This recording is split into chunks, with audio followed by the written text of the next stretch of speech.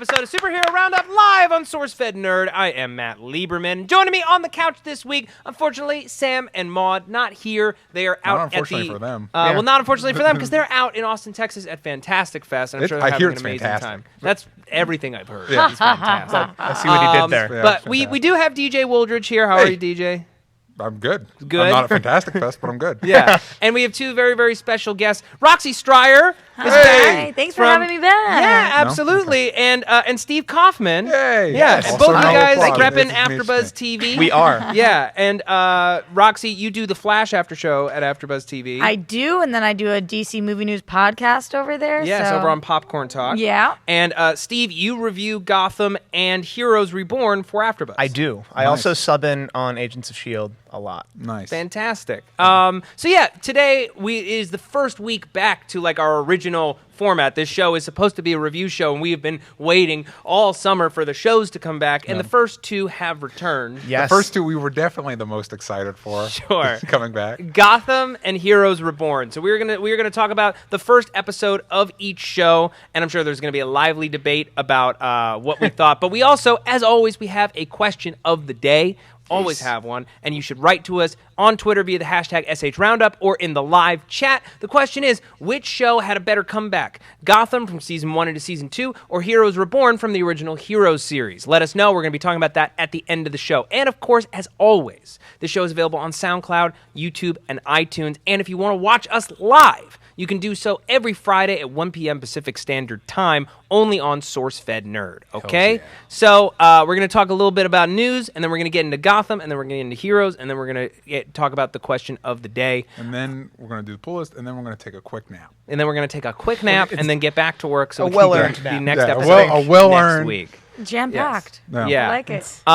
So first, let's talk about, there was some Legends of Tomorrow casting news that came out this week, and along with it came like kind of an episode synopsis as well. One of the stars of Mr. Robot, one of the female leads, just got cast as Negative Woman, which DJ real happy about. I'm happy about, because maybe we'll get Doom Patrol, and Yeah. that'd be cool.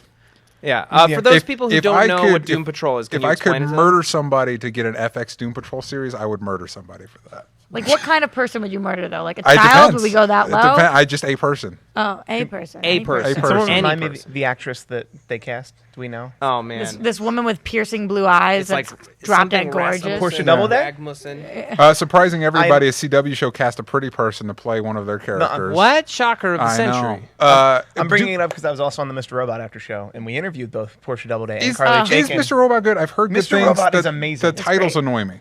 Every time I see a title for an episode, it's a bunch of like computer code. And Do you I keep find calling it iRobot? Because I have that problem.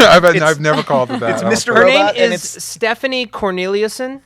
Okay. Got it. Yeah. Uh-huh. So he knows. It's in his grid. None of the rest of us know. Did I just call it iRobot? Is that why you bring that up? No, I just Okay, keep okay. doing that, and it makes me look like an asshole, but Oh. it's Mr. Robot, and it's very good. Okay. It's definitely check it out. The Yeah, best show I have this not summer. heard one bad word about the show. That's awesome. I'll Yeah. check it out. Doom Patrol is the weirdest team that the DC universe has. It's a bunch of like weirdos and losers. I think its most prominent run was when Grant Morrison was writing it, and it was probably the weirdest book on the stands.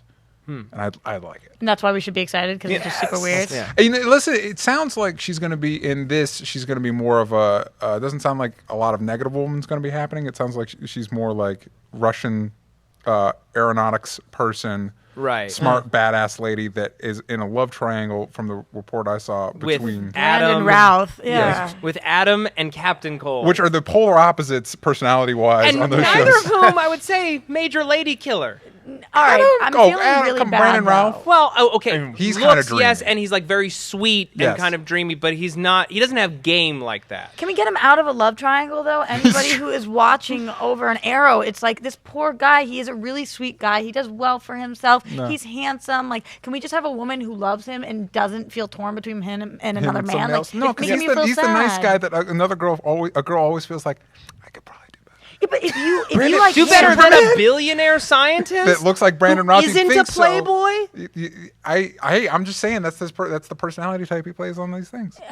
I'd also like to see him out of a love triangle, more into Shrinking. cool, fun science fiction adventures. Yeah, but here's what that excites looked really me. good when they did It didn't. But if they could figure out a way to do it right. it'd be What fun. excited me though about this announcement is that it talked about the episode which takes place during the Cold War, and Brandon Routh and Leonard Snart, they're both vying for her affections in an attempt to get her to open up so they can find out whether or not she's working with Vandal Savage on a deadly new weapon. So it's like That sounds like a fun rom-com type. Right. It sounds like a first season episode of this show. Yeah. But it's exciting because like we don't really know what this show looks like yet, and it's like, okay, it's going to involve time travel somehow, but how? But it seems like they really are going to be going to different time periods every week, and that's what excites me. The other really cool thing about that, when you say that to me, is something I haven't thought about, is the team dynamic.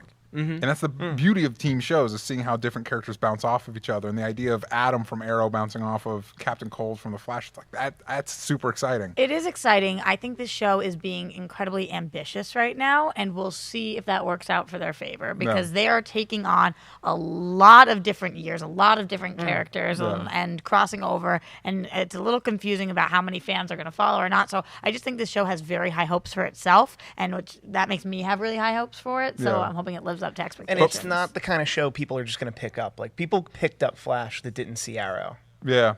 I fortunately, I would say I think ambition has worked out in the favor of shows like Arrow and Flash. Those are definitely shows that their ambitions far exceed their actual means, almost always, but it works out. I agree. No. So far, so good. Yeah, and also I'm really excited because it's only a 13-episode season, which means that it's going to be, whatever the arc is, it's going to be tight. There's not going to be room for any fat, and I feel like they're going to put their all into every episode because there's a chance they may not get another season. Yeah, and do we think this is meant to be a standalone type deal? It's probably like the Netflix series, like it's standalone until it does really well, and then a season 2 happens. I think that they talked about how they were going to have 2 episodes at a time focus on one thing and 2 episodes focus on another thing. It's almost like mini series within a series. So I think that we could definitely get not only a second season, but a third, or fourth, or fifth, however many. If it does well, they're just going to keep doing all different characters and dropping them in and having them go in their own it's an worlds. anthology, which means if it's popular, they can endlessly repeat it because Vandal Savage, he's endless. Like he's everywhere in time. So you really can't run out of stories. I guess the fanboy in me would like to see different team series take that slot. Like this time it's Legends of Tomorrow. Next year it's Birds of Prey. The year after that, TV Justice League. Yeah, maybe. Hopefully. Please. Moogie in the chat on YouTube says it's basically Doctor Who with a group of superheroes, and I'm okay with that. Totally okay with Bring that. me that. Yeah, give me that. That sounds great. By the way, people have been asking us about our Doctor opinions. Love the premiere. Yeah, it was awesome. Yeah. Love All the right. premiere as well. It's Cool. one of the best premieres Roxy? they've ever done. Yeah. I hate to say it that I don't watch Doctor Who, and it's got me in trouble this week too. So another thing I have to binge. The pre-intro tag was like, oh, it's good. That's it.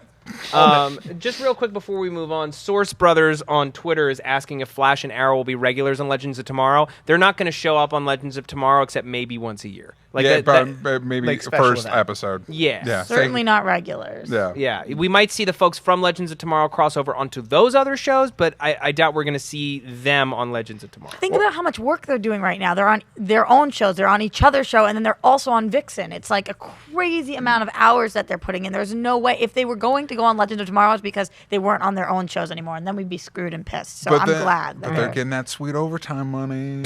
That's true. They can't really complain. They're like freaking Flash and Getting Arrow. that OT. Something else that came out this week, Gendy Tartakovsky is doing interviews. He's doing rounds of press for Hotel Transylvania 2. And he mentioned that he put together a Luke Cage comic book for Marvel a while back in 2007 that is basically done. Yeah. And called they still haven't Cage released. with an exclamation point. And the art looks cool. It looks like classic Gendy Tartakovsky. If you don't know who he is, he did Dexter's Laboratory. He did Samurai Jack. He did the first 2D Clone Wars series, which is awesome. Amazing. Probably my favorite Star Wars thing, if I'm being honest. It might be the best Star Wars thing ever. That Empire Strikes Back, somewhere in there. Yeah. But basically, if you don't know who Gendy Tartakovsky is, you know who Gendy Tartakovsky is. You just don't know his name. You still, I mean, even if you don't know his name, you've watched his stuff.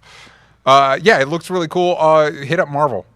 Because apparently they're the ones that need to decide. Like tweet at Marvel. Tweet at Marvel Comics. Yeah. Just do that. I Hit up wanna that see Marvel. this. Yeah, because it's done. He's Just print it. Yeah, I'd buy the shit out of that. Me too. Yeah.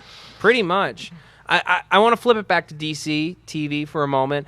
Stephen Amell tweeted out a photo this week of him and Grant Gustin in suits, and he said that it came from a game-changing episode.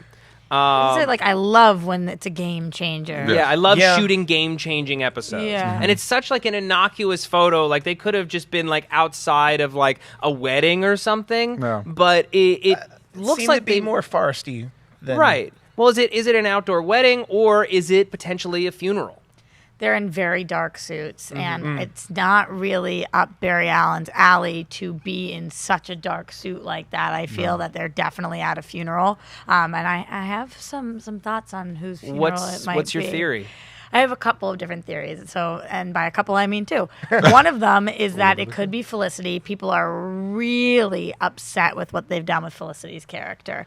She's rode off into the sunset. She's changed as a person. She kind of became this like damsel in distress. She did not become a damsel in distress, and I will did. fight this tooth and nail. She a little bit She did cry a lot, Okay, when though. she ends up taking lot the of suit, crying. she did a lot of crying. When she takes the suit, she's like, "I don't know how to land this. How do I get this thing off? Like you flew the whole suit here, and you can't figure out how to take the suit off, or whatever it is." Everything she needed help for was ridiculous. It's not the actress's fault. It was the way that they wrote her. I hated what they did with her this season, and a lot of people want her gone now because they don't want Oliver to end up with her. And then what purpose does she have? Is where people are left. What, So I wouldn't be surprised. What purpose does she have? She saved half the city. Without her skills, we wouldn't have a Team Arrow. Yeah, Team Arrow wouldn't exist without Felicity's Yeah, skill set. and okay, we can quibble about whether or not she was graceful in the way she delivered the fact that she didn't know how to land the damn suit. She got in the damn suit, flew it, and saved Oliver. Yeah, but why can't she land it then? And why can't she take it who's off? Because she who's your doesn't theory know how. too? Who's the second person you think might be dead? I think My theory too.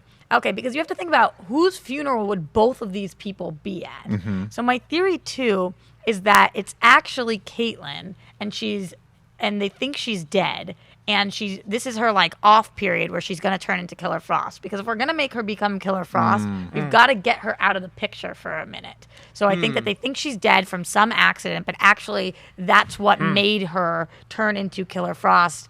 So that's how I'm feeling right now. We got That's a one of the few two. comments in the chat. The Stegman says that they think it's Caitlyn's funeral as well, and they may come back as Killer Frost. And we got 3 in a row saying it better not be Diggle. Yeah, agreed. Red is not Agreed. Flavor says they better not kill Diggle. Evil Muffin 01 says I think it's Diggle's funeral. Jay says if it's Diggle's funeral, I'm out. Listen, Yeah. here's my theory. I don't think it's a wedding or a funeral. I think it's a heist. I think it's a connective tissue between Reservoir Dogs and Pulp Fiction and the game changes that Flash and Arrow are part of Quentin Tarantino's Reservoir Dogs and Pulp Fiction universe. I'm gonna say Brilliant. it's that probably makes not the that. most Brilliant. sense. Probably not that. I'm gonna say it's a funeral, but whoever's dead isn't actually dead. Yeah, Probably, Game I think it's gonna change. be Felicity to kind of I placate. don't want them to kill Felicity. I think they're gonna We don't kill need any more Felicity. women in a refrigerator. We Yeah. don't need that in my life. I don't agree, and I need want to it. be clear that I actually love Felicity, and Yeah. I loved her character the first 2 seasons, and I would be devastated if they killed her Yeah.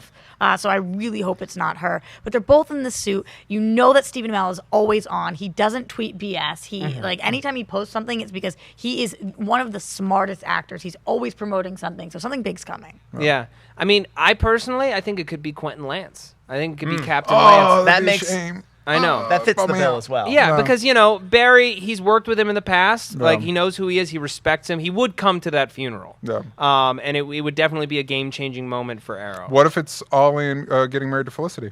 It could be that too. Which would be weird. I vote no on that. Although he would gosh. be wearing a tuxedo, not a suit. You don't know? Be a quickie. Be a quickie wedding. What if it was Joe West? That's what I was talking to my brother about. He thinks no. it might That- be Joe, that- but do we think Oliver would go to that funeral? I don't think so. That might I don't know. cripple the Flash He- because Joe is so. He's so good. his He's the dad. best actor on the show. He is the best, like hands down, easily the best actor on that You show. can't kill him. Please. He grounds so many. Jesse L. outlandish Martin scenes. is so crucial to the I chemistry of know. that show. But He's incredible. multiverse. That's Yeah. another thing. No matter who we kill off, multiverse. Yeah, if there's an episode, well, also it could be that it's an episode where Barry's trapped in an alternate universe where he has to attend a funeral of someone that we love. That'd be so cool. And maybe it affects Barry's character in realizing that it could happen. Kaya and Yote said Eddie never got a funeral. Yeah, but that's not a game changer. That's not a game changer, A, and B, Ollie wouldn't go to that. He didn't connect with him at all. Unless his buddy Barry called him and was like, hey, I need you. I need you, shoulder man. to cry on. Yeah, he could. People are saying Ray Palmer's as well. well. Of course. They both right. know him and they think he's dead. Yep. The whole world thinks he's dead. Yep. Yeah. But he's really just very small. I feel like that funeral would be in the first 2 episodes, and they're probably taping episode like 5 or 6 today, unless he. What if it's John Constantine's funeral? That would. Or maybe Sarah Lance finally gets another funeral. Yeah. And it's like. By the way, like, who would you guys like to see Ollie end up? The only person I liked seeing him with was Sarah Lance. I like their dynamic. Yeah, but Sarah's found herself in a different way, and I wouldn't want her to be with him. So even though I might want him to be with her, I think that... I still think that Felicity is a strong woman who's pushing against the limitations they put on her character when she was introduced in the first season, and I think she's grown in leaps and bounds, and I feel like people judge her really unfairly. I like Felicity a lot. I just think the reason I like the Ollie-Sarah relationship is the only one where neither one are diminished by the relationship. I think Felicity's diminished by her relationship with Oliver. People are saying it's Robbie Amell. It's his half of Firestorm. Caitlin's what's going on with that? Why would you have Firestorm and then lose one half of them and then go through all the trouble? But we haven't seen. But Professor Stein, still exists, but he can't become Firestorm on his own. Yeah, unless they bring back Jason Rauch. But he's not going over to Legends of Tomorrow. It's just Robbie. It's very confusing. That whole setup's very confusing. So we'll have to see. Hopefully we'll find out more about that scene soon. Was there anything else? The first 4 minutes of Agents of S.H.I.E.L.D. premiere dropped, and I gotta say, it's a great sequence. It's a great sequence, a really cool, evocative opening of the show. You immediately get a sense that we're in a different kind. The world has changed. Yeah. The game has changed. It's S.H.I.E.L.D. versus the military. Would you call it a game changer? Yes. This is a game changer, not a couple of suits. Okay, we start immediately with the fish oil, which is like right at the end of season 2, where all the Terrigen mist got absorbed by the fish that then got caught. So it's like all these people are now becoming Inhumans. They can't control themselves, and it's a race against time to save them from the government.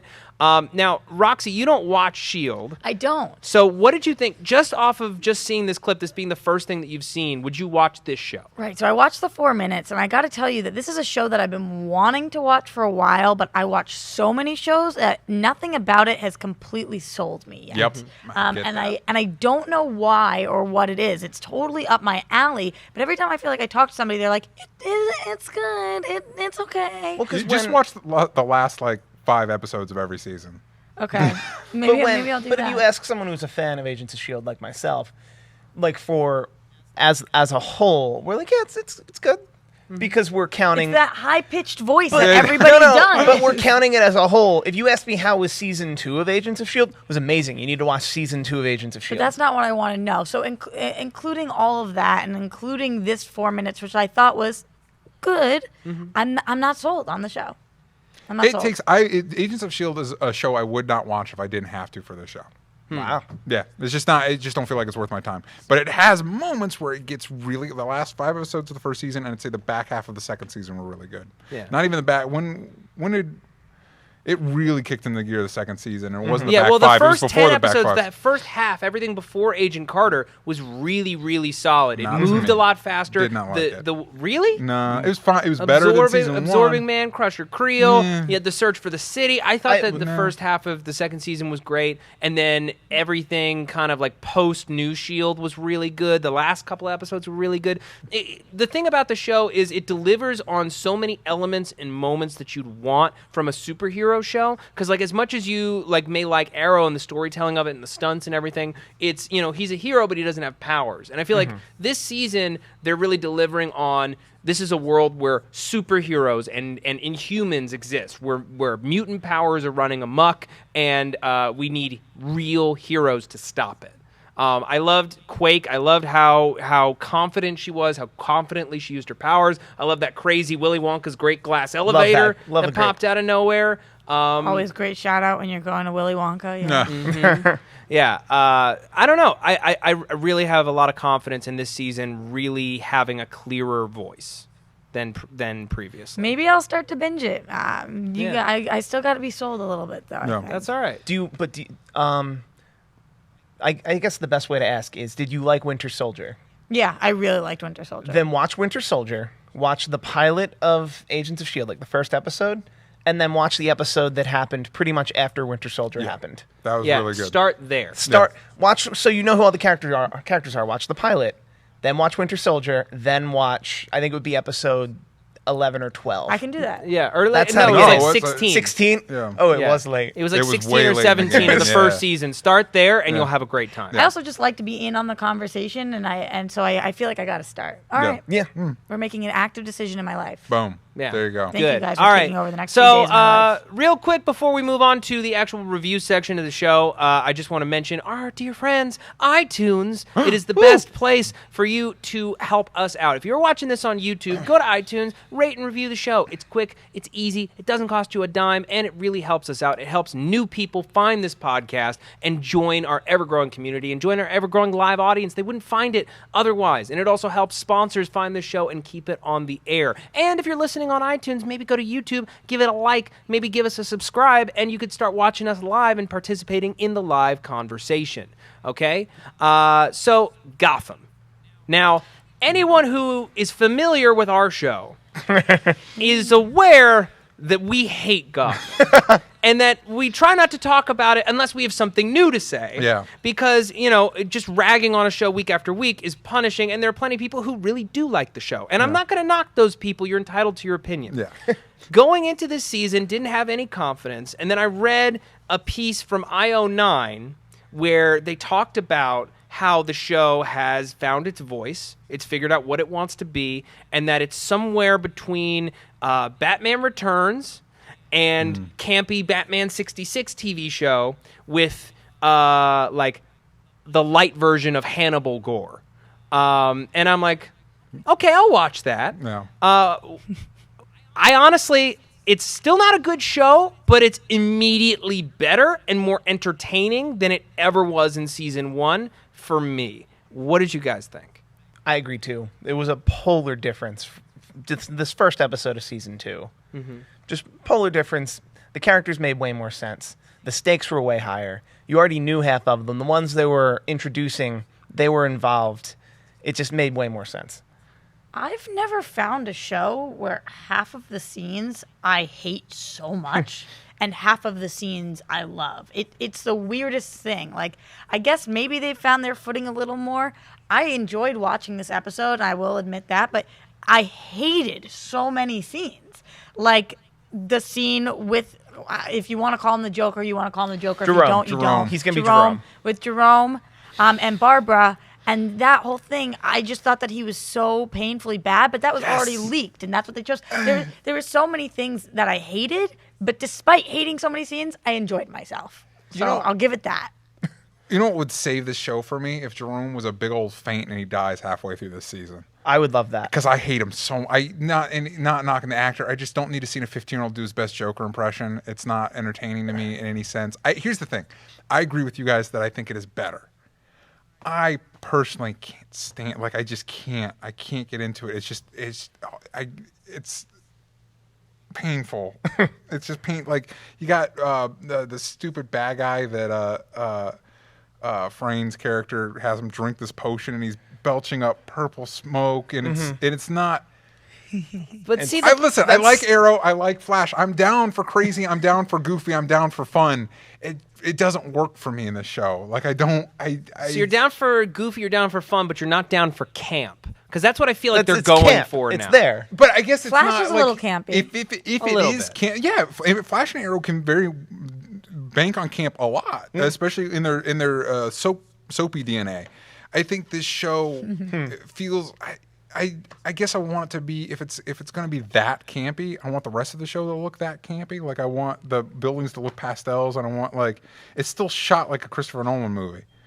And it's like, I don't need guys belching up purple smoke and that. It just doesn't, for me, it doesn't work. How did you feel about the faux Suicide Squad? What are they called? The Maniacs is Yes. what they're being called. And listen, can I, the biggest turnaround? Barbara was the worst in season 1 and the best part of this she was episode. the best. Yeah. She was so great. It took them 23 episodes to make me care about Barbara. Like, give a shit about Well, Barbara. it's just like in one episode, she had more agency Yeah. and power and interest than in an entire season of television. It's like once they decided, oh no, she's nuts, now she finally has something to do. Right. And I'll give you one better. In regards to Jerome and the Joker, there was something that Bruno Heller said last season that may have just been BS and trying to feint around the fact that it just is the Joker. But he was like, we're not saying that it's the Joker. Yeah. We know the Joker will exist in the Batman universe, but we don't know necessarily where he came from. And this is a part of telling that story. What if the Joker is the son of Jerome and Barbara Keene? Raised by two absolute lunatics. That's the shit I don't need. I who don't are give a shit. killed. I don't care. Here's what I don't want. I don't want to know the origin of Joker At ever. all. That's unimportant. At all. So are we going to make the Joker 15 years younger than Batman? I They don't need know. They He's need like 13. all of these villains were. She's not pregnant yet. I know. Here's my theory: all of the villains we're seeing on Gotham currently aren't the same villains of the same power that Batman needs to stop. That those are all people who grew up or weren't even born at the time we're watching. Because if it was actually the Joker Batman fought, he'd take over Gotham. Lil Wayne would somehow have to run away. Lil Wayne. Lil Wayne. Calling him Lil Wayne is great. He's Lil Wayne. He is What? Lil Wayne, yeah. Which, by the way, why do grown men keep going to Bruce Wayne for permission to do things? Listen, Bruce, I quit the police force. I was going to do this really messed up, fucked up thing, and I just want to let you know I'm not going to be able to solve your parents' crime. Oh, really? Well, maybe you should do that dangerous, illegal, fucked up thing because I'm future Batman, bitch. Yeah. Like, nobody in the show knows he's Batman. He's a psycho kid. He walks into this living room carrying a massive bag of fertile. By the way, I think that was the perfect metaphor for all of Gotham for me. Like, we go through the big, like, the fireplace moves. What's down the tunnel? A door we can't get through. Yep. What's the code? Bruce. Yeah, that part being. But you're saying nobody knows it's Batman except for every person in the audience, which is why nobody in the show knows. Which is why we so badly didn't need unless you have a calling, a very distinct calling. I know he's going to be Batman. I know that. Everybody knows that. You don't need to say that. Somebody in the editor's office made the joke of, like, what if little Bruce starts vanishing like Batman does, middle conversations with Gordon, like Gordon's mid-sentence and he turns and, like, kid Bruce Wayne's just gone, like he does when he's an adult as Batman. And he's like, I'll probably get used to that at some point. Yeah. Or if Lil Wayne started talking in the gravelly Batman voice. Yeah. One thing that I did I want a PB&J. I want a PB&J. It's milk. I really did enjoy Gordon in this episode, though. I think that he did. Yeah. Do you know what I like most about Gordon? Is that for the first time,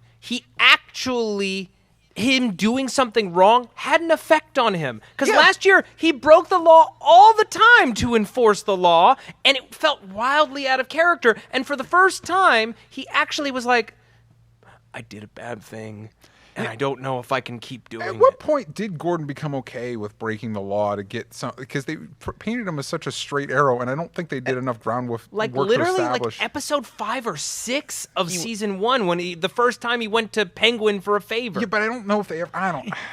And like he lamented over that. He lamented over that favor, but he essentially just did it. Like this was the first time it had weight that within this character's canon, if you will. Yeah. You're like, why was this a big deal, but all the stuff you did last year not a big deal? Characters I'm confused about, Riddler. Little confused on what With they're the doing whole, here. and that's also a good metaphor. Oh, you mean for Gotham. Two-Face? Yeah, right. Yeah. No. I had to bring this up at my show. He is not two. Those aren't two different people inside of him. That's who he's going to become. It's a manifestation on the mirror, but that's but it that's still the Riddler, doesn't and then work as he's a Edward. metaphor for Riddler. It still doesn't work as a. That's another thing with Gotham is I feel like the writers room are like, hey, you know what would be a really interesting take on the Riddler is if he was crazy. Oh, whoa. Wait Yeah. a second. I need to Mind process blown. this. But no, I think you're absolutely right, Stephen, because you do have to remember that Two-Face has multiple personality disorder. Riddler, it seems, has schizophrenia. Yes. It's two completely different In this he psychological does. disorders. Yes, in this he does. That is how they're explained. And also, we mean Edward Nygma. Yes. Yeah. Because what I want to see is all of these villains not be called what we know they are. Because if that was actually the Riddler, once again he'd take over Gotham, and they'd need Batman, and then the show would be over. He'd kill everybody. Well, speaking of that, though, So he shouldn't be the Riddler. it just confuses me on how all of these villains, like, say that Joker ended up being the son and is 15 years younger, and then Riddler's like 20 years older than Batman. They're all living in different ages in different worlds. Like, how is this all going to come together where these are all Batman's enemies? They're not. They're all origins.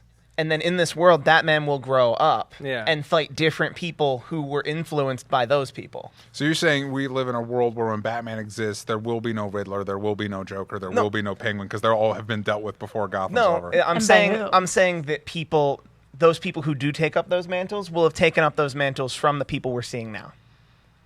I just feel like that's way too convenient that a whole bunch of people just start taking mantles from people that we just pass shit down through society. The deeper we go down this rabbit hole, the angrier I get. I've decided I'm taking the mantle of Franklin Delano Roosevelt. That's who I'm going to be from now on. And I'm going to be Meryl Streep, and she let me know that was okay. So I took Ricky Gervais's mantle like 4 years ago.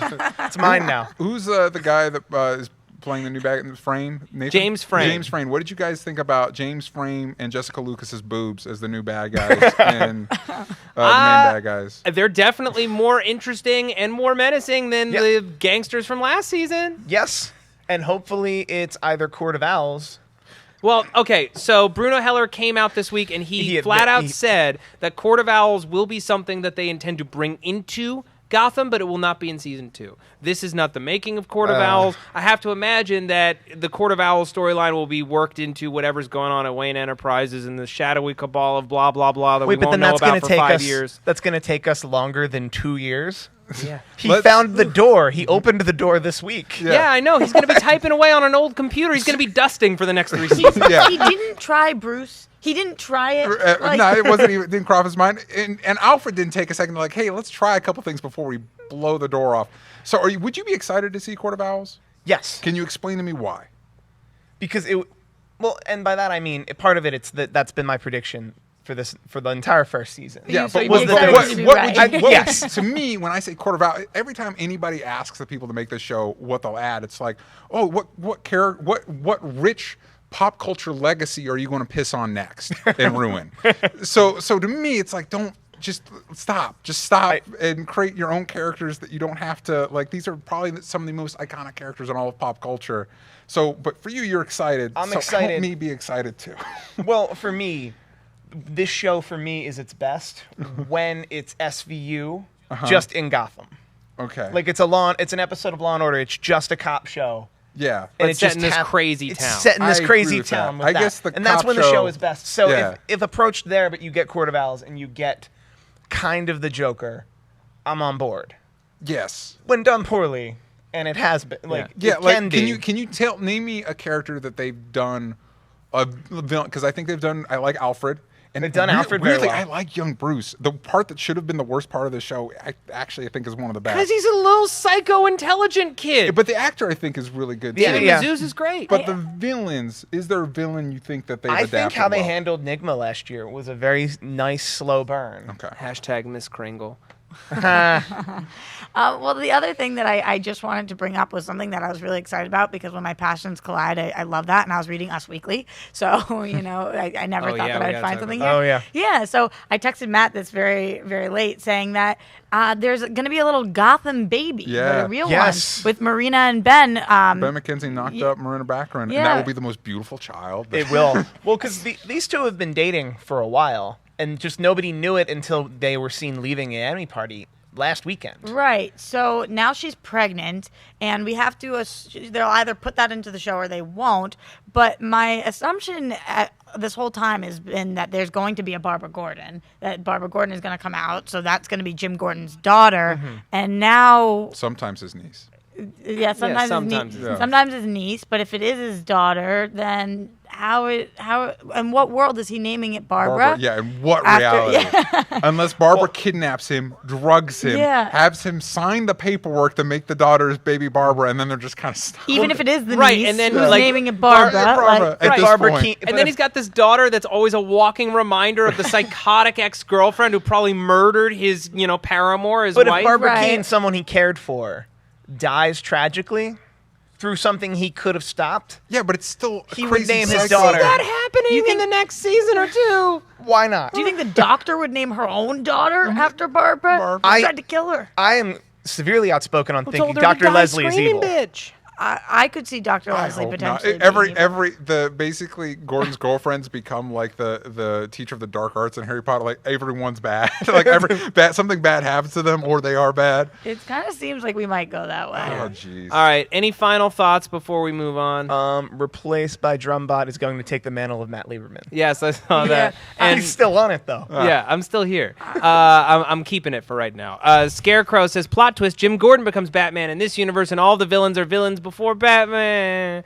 I think they have officially decided that this show is its own thing. Yes. It's not beholden to any Batman mythology.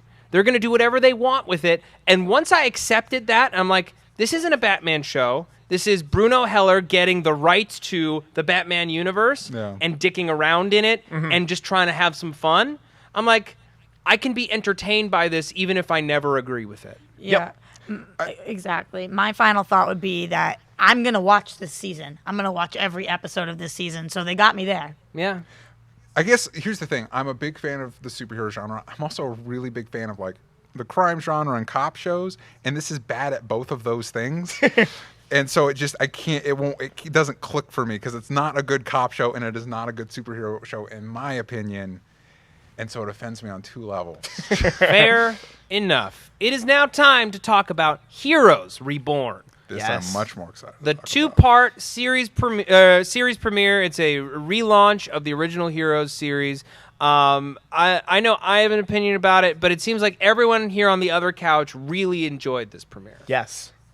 You were saying earlier that you hadn't seen the original show. Right. So, oh my gosh, you guys make me feel I'm a TV nut, and apparently I've got some rewatching to do or watching to do. But You yeah, I only never need to rewatch the first season of Heroes. Yeah, the rest of it is pretty disposable. Second season That's is what I great. hear. No, it is Great. not. Second Second because it's season- only like 12 The episodes. second season is okay. The third season really starts to go off the rails. Third season was like a That's big when I F you to stopped everyone watching. who stuck with it. Yeah, I watched like 6 episodes of the third season. I was like, I was in college at the time. I was like, I'm a little too busy. So I'm missing some greatness, but I also saved myself some time. Yes. What The I will writer's strike say killed it. is that although I had a couple of questions and I think I didn't understand a small amount of points, I really enjoyed this. I really enjoyed this 2-hour premiere of what is it's Reborn, but it's a new show. It's its own thing. Yeah. Yeah. They're bringing on new people. I had a lot of fun with this. There was not a second where I was like, can we pick up the pace? This is 2 Yeah. hours. I think that they did a pretty good job with it. And for a new fan to say that, I think that means that they're widening their audience. They're widening their audience. Yeah. So I think that was really cool. Yeah, it's good to know that you didn't need to be familiar with the series to kind of judge. So if anybody had that question out there, like, do I need to watch it? Apparently not. You Apparently don't. just You watch don't. the show. I had a couple questions. I would turn to somebody a couple times and be like, wait, tell me one thing about this. Yeah. But I got it. Yeah, The But question, I'm also really fucking smart. So that's true. The question I was asked a lot was, "Where's Claire?" And I was like, "In Nashville." It's just, yeah. Yeah. Duh. Yeah. yeah, I feel like that's gonna Getting be a line in probably the show paid a at lot some more point. money to be the lead on one of the leads Yeah. on Nashville, which I hear is really good if you're into that sort of thing. Just Yeah, as if you're an into FYI. soaps, it's a very, very solid one. Here's where I'm at. This show, this premiere, it exemplified all the things that made Heroes a good show and a bad show at the same time. You've admitted that you didn't like even the first season. I think you said on a past I would podcast. say that the first season had like 5 great episodes, and the rest of it was kind of okay, but I was totally into it because there was nothing else like it at the time, Mm-hmm. and I didn't know any better. now you have options. Now I have options, and like I went back, and that's pretty much it. Is like there are 5 good episodes, and the rest of it is okay to interesting. Where it's just sort of like, I do like that the idea of this show. I like some of the moments in this show. I like some of the actors in this show. But it still ultimately feels like an exercise in futility. There are like 2 storylines that I kind of like. I like Noah's storyline. That's You're talking great. about in Reborn. Yeah, in In Reborn. Reborn, yeah. In Noah's this storyline's episode, great. I like Noah's storyline, and I wound up liking the kid. I liked the kid, and I thought I was gonna love the Japanese Tommy? characters. Teleporting kid. Tommy. Yeah, teleporting kid. Yeah. I thought I was gonna like the Japanese characters, but that freaking video game storyline makes no Loved it. It will make goddamn sense. Loved I, it. you know what I appreciate about it is that they the video game sequences, even though that was probably my least favorite, they did not look awful. And usually that stuff looks awful. Yeah. Looks really awful. And it was okay. Which, for standards of video games represented on TV, means it was fantastic.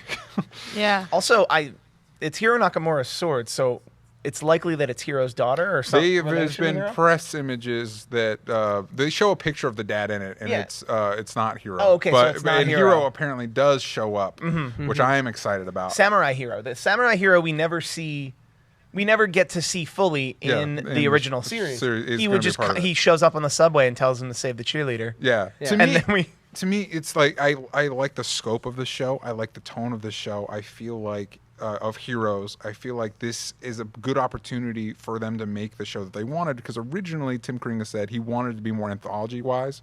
So first season is a set of characters. Second season is a new set of characters sprinkled in with some of the old ones, which makes sense when you consider the end of the first season, a lot of those characters were so jacked up power-wise that they had to bend over backwards to find ways to tell stories with them. Right. And I think now is the time for that. Superheroes have never been bigger. Anthology series have never been bigger, with True Detective and Fargo and any Ryan Murphy show, really. Well, because they have 13 episodes. Yeah. And that's all they know right now. Yeah, and I'm all about El Vengador. All that stuff, I'm all about it. I'm all about it. I'm stoked. The luchador guy, I was a little bit... Carlos? Yeah, like we'll see. I don't know how Carlos at this moment does not have powers. I don't know how anybody expects him to take on what El Vengador's doing. Yeah. I think Jose's going to take it on. Yes. I want to go back to something that you were mentioning, though, which is the fact that they even did decide to do a Reborn, which was interesting to me because I didn't feel like there was a mass amount of you guys out there being like, Reborn. We want more Heroes! Because we were born, I think it went on for 5 seasons? 4. 4? Just 4? I Heroes? It may have been, 4 seasons. It may have been 5. Some of us are blocking one out. No, is it 4? It's definitely 4 seasons. Yeah, they had a plan for a 5th season, but then NBC told them that it wasn't going to happen, so they changed the ending of season 4. Yeah. So can you guys talk to me about, you hear that this show is about to be reborn, and was there any part of you that was like, wow, this is great, like I'm so stoked for this, or were you just like, huh? I was ambivalent. I was deeply ambivalent. I'm like, well, this could be good, but I've been burned before. I was excited and ready, but yes, I've been burned many, many times. Yeah. The thing is, like, Tim Kring, I feel like he has some idea of how to write people. And, like, a lot of these characters are at least interesting or likable. Like, El Vengador, he's a deeply flawed dude, but it seems like he wants to do the right thing. I just like that. Everybody loves an alcoholic. Yeah, I just like the idea of a luchador Yeah, you couldn't remember the superhero. damn teacher's name who he was banging in the closet. How did he wind up banging a teacher that he just met in the closet? Because he's a war hero or something. Or something. Very attractive. But I like a luchador superhero in Los Angeles kicking. Like, I just like the. I think a lot of cool ideas. Penny for your thoughts, guy. Don't know what he's all penny for your thoughts, guy. When spoilers, if you haven't watched it, I'm going to spoiler territory. When the Haitian showed back up, I was so amped. Okay, Not so this for is you because you didn't know, but the Haitian showed up. I was like, oh, the Haitian. She was in the room. She gets it. Everyone screamed, "Oh, the Haitian!" which is why I was so devastated because people were so excited, and then he died. And then they killed him. It was a cool plot device, though, because then it's like, what is this secret? What's what so do you strong? want to know? What's so strong that the Haitian has to die? The Haitian that's made it this far. And it seems like the Northern Lights are going to destroy us. Yeah. The Northern Lights are going to spawn a black hole, and that's real bad. You're not feeling it. You're not feeling it. No, because it's legitimately. I enjoy Noah's storyline because it's the only thing that's different from before, and it seems like there's actually somewhere to go with it, like where it's like we want to uncover what happened, this mystery of what happened. That's good. It's still someone who sees the future through art, or this time through controlling the Northern Lights, sees a disaster. And a bunch of random people are going to have to come together to stop it. But they won't know how or why or when until late in the season. But they're not and random then it'll people. be done. They're well-written Tim Kring people. They're not all well-written Tim Kring people. Let me ask you a question, Matt. What would this show have to do, from this point forward, what would it have to do for you to think it was doing a good job or for you to want to watch it? Maybe I'm just like I'm having like problems because I'm also watching The Strain, which is having the same kind of issues with storytelling. Yeah, you might not have the answer. I'm just curious. No, what it would need for me is all of the storylines should have some sort of forward motion every episode, not just continuing to like see a day in the life of these people, but actually pointing them somewhere. I would like all of the stories to make sense.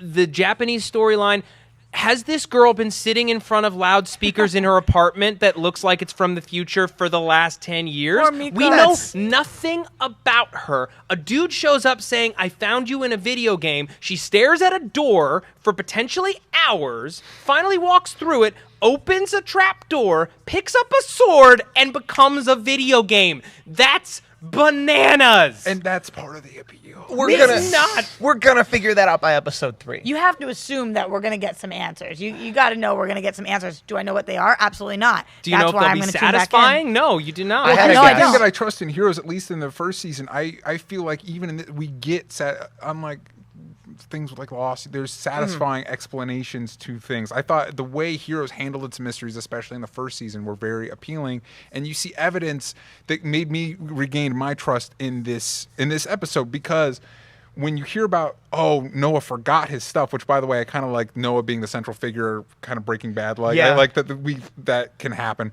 You hear, we forgot, but we have Penny for Your Thoughts guy that's making people forget things. Like, clearly that's how it connects. And then the Haitian shows up, surprise. You set up El Vengador. You think it's going to be Drunk Guy. It's not Drunk Guy, it's his brother, but his brother's dead. It's like these are things that generate, they're not just point A to point B. I think they're... But it's lazy writing. They're just holes. Like, what Noah's wife is just okay with him going on like a cross state journey for apparently 3 days in a row without calling. She's a Noah Bennett wife. None of the characters have the same level of appeal or charm that Hiro Nakamura had. No. Like if you look back at that cast, almost every character was bland or uninteresting. Like the only ones that really popped out were Claire, HRG, and Hero, and we're getting 2 of them back, and that's great. But I'm not seeing that kind of like joyous, I can't wait to see what happens with this person's storyline with anybody yet. I politely disagree. Okay. I'm ready for all of this. The only thing that bothered me, I did not like the being in the video game so much. I also didn't like Conspiracy Guy. And I think it's because people are like that in real life, and they're wrong. They're almost always wrong. And so, like, I don't like the red bearded guy. Yeah, we're like, Conspiracy guy, it's a covering up. The big tragedy was a cover up. Like the 9/11 truthers and all that stuff. Like, we don't need to validate those people, because in real life they're almost always universally wrong. But in TV shows they're almost always universally right. I actually didn't think of that till now. But also, it bothered me. It also, the me. bully, Dylan, I think his name was. Yeah. The bully to Tommy. No, Brad. Is it Brad? Okay. He had some sort of bully name. Well, Brad's bully. a bully Brad name. Bully. Tommy was the kid's name. Teleporter kid's name. Okay, but Yeah. Tommy the teleporter, I just now realized. Yes, yeah. is his name. Tommy the teleporter. Can he teleport it? Yes, he can. Yeah. Francesca Pavanessa in the chat says, "Okay, someone who hasn't seen the premiere, what can you tell me that'd make me want to watch Reborn?" It's good. It's great. Check it out. Guys, those were the worst selling points. For me, there was a lot of questions, and I like having a lot of questions. There were storylines and characters that I was interested in following and sticking with. When I walked away feeling confused, but also feeling like I wanted more, that's a show that I would tell somebody to watch. So that's why I would watch it. Unlike, a lot of people in the chat right now are saying that they didn't like the Miko storyline with the video game. I really liked it. Yeah. I thought it was so different than the other storylines. I liked going into that world. I like what's going on with her dad, and that she has purpose. We know exactly what she's trying to do. She's trying to save her dad. I have no idea where she came from, how long she's been sitting there, but I know what she wants to accomplish, and so I'm in with her. And the mechanics of how she gets into the video game, how she gets out. Yeah, I thought that was cool. My assumption is she dies in the video game, she dies in real life. It's like the Matrix, which is Well- why when that guy knocked her out, she was able to get back out of the video game. And yeah, I think there's all different things you can do with a video game, things that you can bring back from the video game. I think that she will be able to tie in a great way. I just have no idea how that is yet. Right. I was also kind of ambivalent to Chuck and Chuck's wife and their murderous rampage through, like, and then like him always like, Luke? my son. My son. Okay. I All right, love guys. Is that Luke? Zachary Levi. Yeah, Zachary Luke. Levi, yeah. I love Zachary Levi. I feel like he's gonna realize, his wife is taking it too far, and she's gonna be like, we Joanne? gotta take it all the way. Yeah. It's just a bummer to see him just kind of like act his way through a clenched mouth, clenched jaw for an hour. No. Yeah, I agree. I have some. I think that they're not on the same page. I think they're definitely going to deviate at some point. I think that he either is an Evo or has connections, because now they have a list of all these people. He might have been lying about who he was. I don't know. I think that he is going to turn to the light side, and she's kind of off in her own head, her own land right now. So I'm interested in that too. Every storyline that I don't have answers to, I'm like, I want to know more. I have 2 thoughts on that. I think it could be either A, he, in this bundle of files that he has, he discovers that his son was an Evo that was being monitored by Primatech. Well, we know. Yeah, why was he he's at the an Evo. event? Like, why was he at the event? He was there to show his son a historic moment of people coming together for peace. Of a person that could change into other people while dancing, and a boy that flies on a leash. It's fun. I thought we knew that his son was an Evo, though. I don't know. No, but his son was. He never said that his son was an Evo. I His son don't was think it blown would up. make any sense if he knew his son was Evo, because he's murdering the fuck out of him right now. Yeah. If he knew his son was an Evo, like you're not living up to your son's memory. Yeah, and I saw a comment. I'm not sure who said it, but who was like, "Oh, so Matt wants all of his answers in the first episode." I'm not saying that at all. I just don't care love about the when you mysteries. build a mystery that's really, really good. Watch the movie The Guest on Netflix. If you want to see mounting tension, meeting somebody you know nothing about, and wanting to immediately know more about who they are and why they're there, what they're doing. But to be fair, that is an hour and a half with one character, and this is 2 hours. That's true. With a dozen characters. Even just the first 10 minutes. Yeah. The first 10 minutes. So you did say you like Tommy. Great. though. The Guest is a great movie. I by do. the way. I Talk like to me the about actor. the Tommy Emily storyline. I like the actor, and I like a nice, teenage outcast meets the girl of his dreams, trying to figure out who he is kind of a story. It has echoes of things I've seen before. It's comfortable. I'm like, I can watch this. I feel like it's the same crap, though. The Penny for Your Thoughts guy is just the same as Stephen Tobolowsky with the freaking gold spoon in the second season. And he's basically HRG. And then in the second season, they had Stephen Tobolowsky, who was like the next version of that guy, who then got taken out by Kristen Bell's Lightning Girl character that went nowhere. It's like they need some kind of mysterious guy to follow somebody every season. And it's just sort of like, show me something new, Tim Kring, and not CGI video game sequences. I have a decent theory on the Penny Man. Okay, please. That I think he has Tommy's power, that he can control where things go. And it's deeper than just people and things. It's people's thoughts. I think he's directly related to Tommy. Like he can. Like maybe he's the dad. He's possibly the dad. If not, I think he just has Tommy's power. Either way, that's my theory on him. Yeah. Okay. Any other theories? I think Hiro Nakamura is involved in Miko's storyline, and it's a similar evolved that he's able to, if he can travel through space and time, he can also somehow get into a video game. No, dead wrong? No, not to your Okay. thing. There was a comment in there that was like, nope, that's not right. That's not even close to being accurate. Yeah, they But brought anyway, back Molly Parker. She's not 10 anymore. She's Molly Walker. Molly Molly Walker. Walker. She's it's a Clint different Eastwood's actress. daughter. Yeah, Molly Parker is an actress. Yeah. Molly Walker, and she was the girl in the casino that you thought was the one helping powers, but wasn't. Yeah. Presented to Zoe, and she's a looker.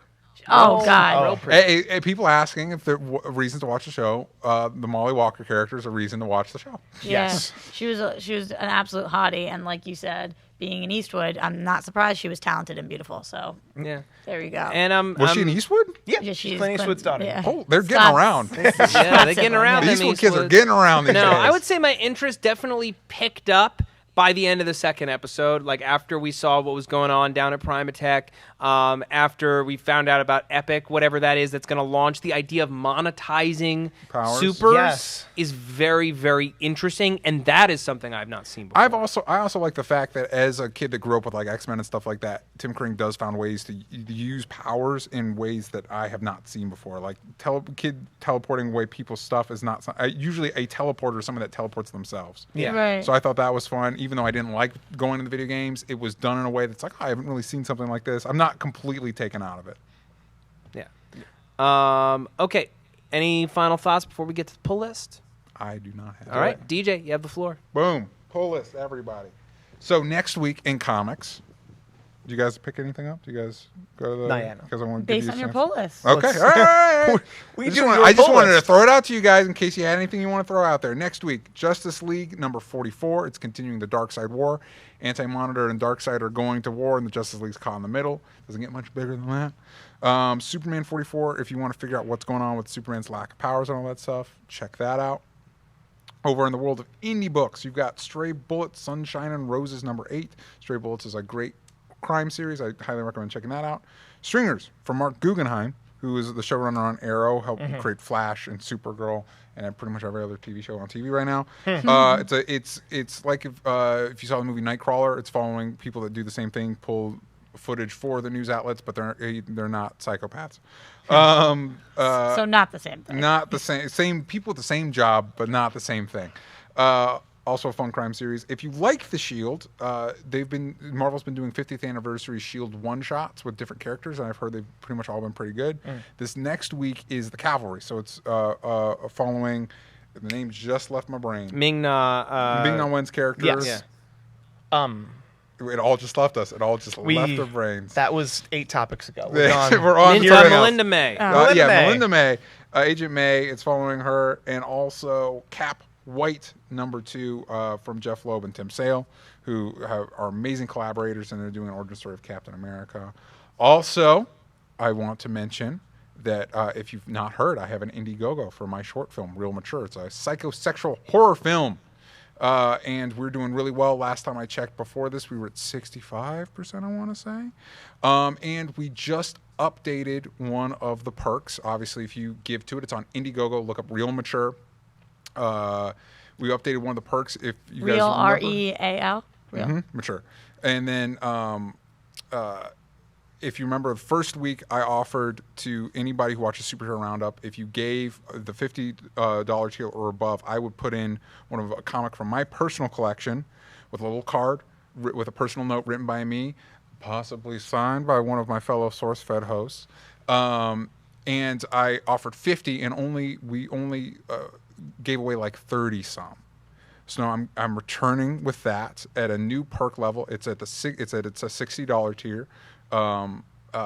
And if you give to that one or above, you will get a comic signed by me, with a card signed by me, with a note by me, and yeah.